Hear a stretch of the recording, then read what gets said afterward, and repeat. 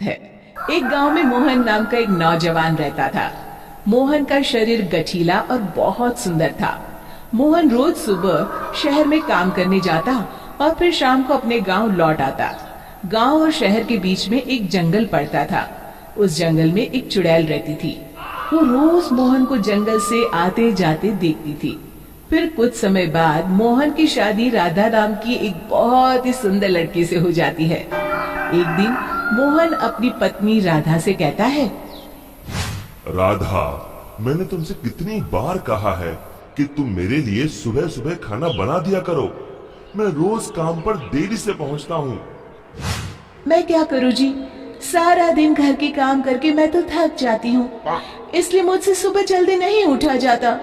सुनो जी, मैं तो कहती हूँ क्यों ना हम अपने घर में एक नौकर रख लें। अरे भाग्यवान, अभी हमारी इतनी आमदनी नहीं है कि हम कोई नौकर रख सके।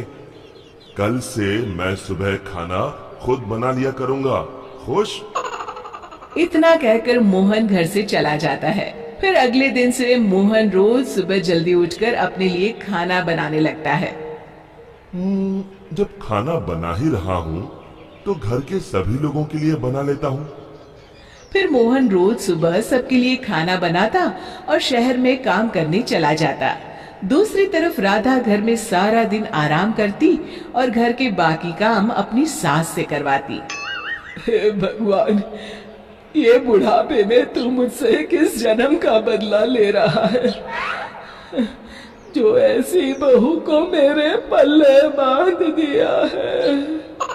फिर कुछ दिनों बाद राधा मोहन से नई साड़ी और गहनों की जिद करती है। मोहन उसे समझाने की कोशिश करता है कि वो अभी ये सब खरीदने में असमर्थ है, लेकिन राधा नहीं मानती और राधा के रोज रोज के नखरों से तंग आकर मोहन गुस्से में घर से निकल जाता है। कब वो जंगल में पहुंच जाता है उसे भी पता नहीं चलता। तभी एक चुड़ैल की नजर मोहन पर पड़ती है। अरे, मैं तो घर से बहुत दूर आ गया हूँ। ओहो, रात भी बहुत हो गई। घर में सब परेशान हो रहे होंगे। फिर मोहन वापस अपने घर की ओर चल पड़ता है।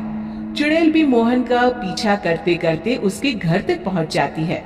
फिर मोहन अपने घर पहुंचकर दरवाजा खटखटाता है। तभी उसकी राधा दरवाजा खोलती है। उसके चेहरे की मुस्कान देख मोहन को थोड़ी हैरानी होती है। फिर राधा कहती है, मुझे माफ कर दीजिए जी, मुझसे गलती हो गई। मैं भूल गई थी कि औरत का असली गहना उसका पति होता है। आगे से मैं आपको कभी नाराज नहीं करूंगी। राधा को अपनी गलती का एहसास हो गया है। ये देखकर मोहन उसे माफ कर देता है। फिर अगले दिन से राधा रोज सवेरे उठकर मोहन के लिए खाना पकाती, घर के सारे काम करती, साथ ही साथ अपनी सास ससुर की खूब सेवा करती। अपनी पत्नी में आए इस परिवर्तन को देख मोहन की खुशी का ठिकाना नहीं रहता। एक दिन राधा की सास राधा से कहती है, बहू, आज मैंने घर में हवन रखा है। बाबा जी किसी भी वक्त आते होंगे तो सब तैयारी करके रख दे। जी माँ जी। फिर थोड़ी देर बाद बाबा जी अपने चेले के साथ उनके घर पर आते हैं। अलख निरंजन।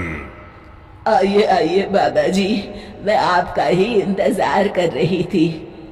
फिर बाबा जी हवन की तैयारी शुरू करते हैं और मोहन और राधा को हवन में बैठने के लिए कहते हैं।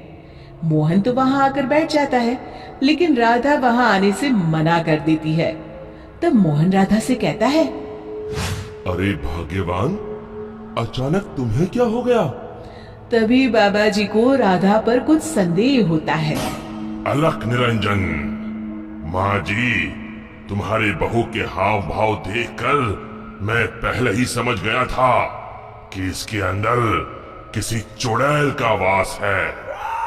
बाबा जी क्रोधित होकर कहते हैं, सच सच बता, कौन है तू, वरना भी तुझे जलाकर भस्म कर दूंगा। फिर बाबा जी जोर जोर से मंत्र पढ़ना शुरू कर देते हैं। ओम चामुंडाय विच्चाय नमः, ओम चामुंडाय विच्चाय नमः। तभी अचानक राधा की आवाज बदल जाती है और वो बाबा जी को हाथ जोड़कर कहती है, नहीं नहीं, मुझे छोड़ दीजिए। मैं एक चुड़ैल हूँ। मैं रोज मोहन को जंगल से गुजरते हुए देखती थी। मैं मोहन की सुंदरता पर मोहित हो गई थी। फिर मैंने देखा कि राधा मोहन और अपने सास ससुर को दिन रात परेशान करती है। और एक दिन मौका पाकर मैंने राधा के शरीर में प्रवेश कर लिया। अब मुझे कुछ मत करना, मैं अभी ये घर छोड़कर चली जाती हूँ। फिर हवा का एक तेज झोंका उस घर से बाहर चला जाता है और राधा बेहोश होकर नीचे गिर जाती है। कुछ समय बाद राधा को होश आता है। सारी असलियत जानने के बाद राधा को अपनी गलती का एहसास हो जाता है। आप लोग मुझे माफ कर दीजिए। मैं आज के बाद आप लोगों को कभी शिकायत का मौका नहीं दूंगी। शिक्षा: हमें हमेशा अपने परिवार वालों के साथ अच्छा बर्ताव करना चाहिए और अपना हर फर्ज निभाना चाहिए। दोस्तों, हमें उम्मीद है कि आपको हमारी ये कहानी पसंद आई होगी।